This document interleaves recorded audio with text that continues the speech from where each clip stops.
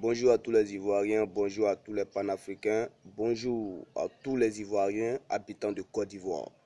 Bonjour également à tous les Ivoiriens qui vivent en exil, qui mènent le combat sans cesse. Je vous salue. Alors, vous savez, la Côte d'Ivoire est un beau pays. La Côte d'Ivoire a été fondée par le père Félix Houphouët-Boigny. Lorsque Félix Houphouët-Boigny dirigeait la Côte d'Ivoire, il y avait la paix. Il n'y avait pas la guerre. Le Dioula partait à Gagnoa. Le Bété venait à Korogo. Le président Bédié a pris le pouvoir après la mort de Nana Félix Houphouët-Boigny. Et parce que c'était le souhait de Nana Félix Houphouët-Boigny qu'à sa mort, Bédié prenne le pouvoir. Et il y a eu un coup d'État entre Gueye Robert et Laurent Gbagbo. Et Laurent Gbagbo a gagné. Laurent Gbagbo a dirigé le pays pendant 10 ans. Hélas, voici un monsieur qui arrive dans son boubou sauté. Et ce monsieur s'appelle Alassane Ouattara. Il a coulé le sang des Ivoiriens juste pour avoir le contrôle de la Côte d'Ivoire. Juste pour avoir les richesses de la Côte d'Ivoire. Juste pour détruire la Côte d'Ivoire comme il veut. Et cela touche les Ivoiriens. Aujourd'hui, je suis venu vous dire qui a trahi le pro-Gbagbo, qui a trahi Charles Blé Goudé. Au moment que Charles Blé Goudé était à Accra, personne ne savait où Charles Blé Goudé se trouvait. Il y a eu des personnes qu'ils ont arrêtées, on les a frappés, torturés. Ils n'ont jamais dit là où Charles Blé Goudé se trouvait. Mais c'est lui qui a vendu Charles Blé Goudé. S'appelle Abel Naki. À cause de 50 millions, il a vendu son frère. Il a vendu le président des jeunes qui est Charles Blé Goudé.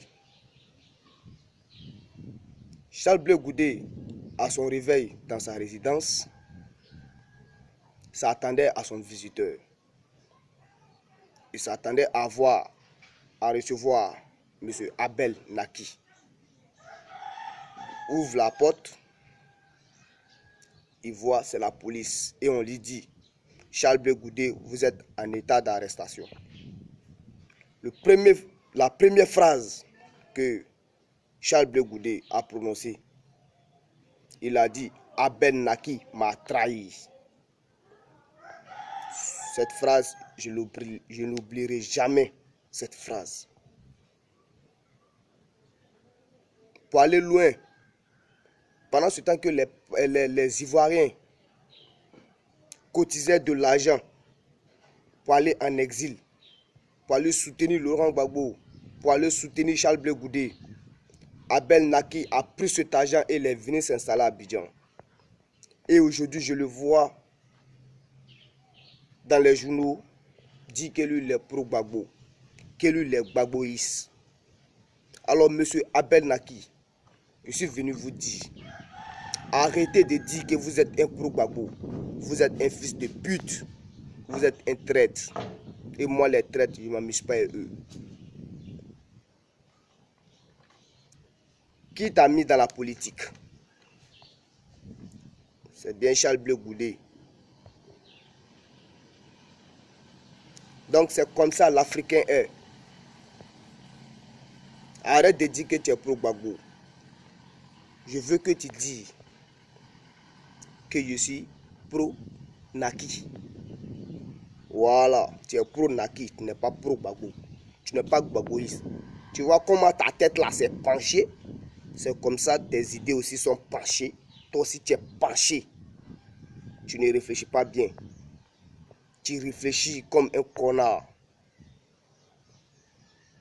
j'ai honte pour toi, Abel Naki. Mais il faut savoir une chose.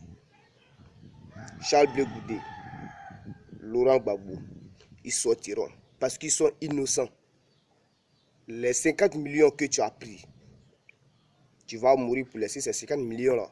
Tu ne vas pas aller à ça. Mais Charles Blé Goudé et Laurent Gbagbo seront là.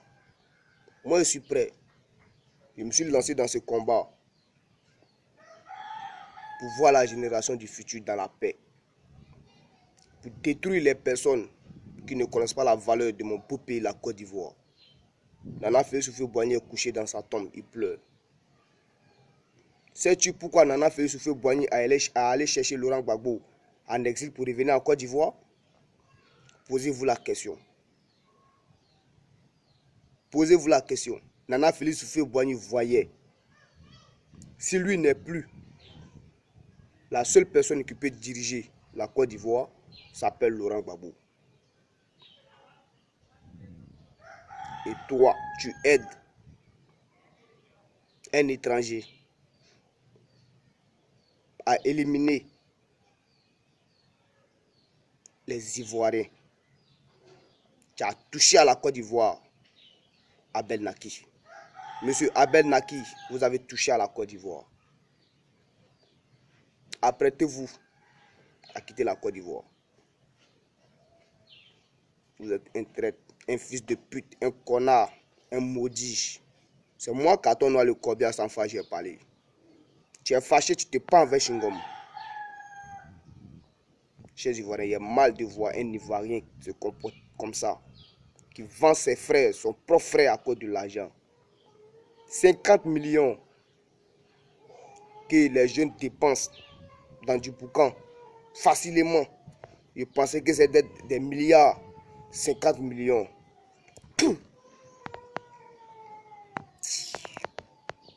Alors, chers Ivoiriens, c'était ça.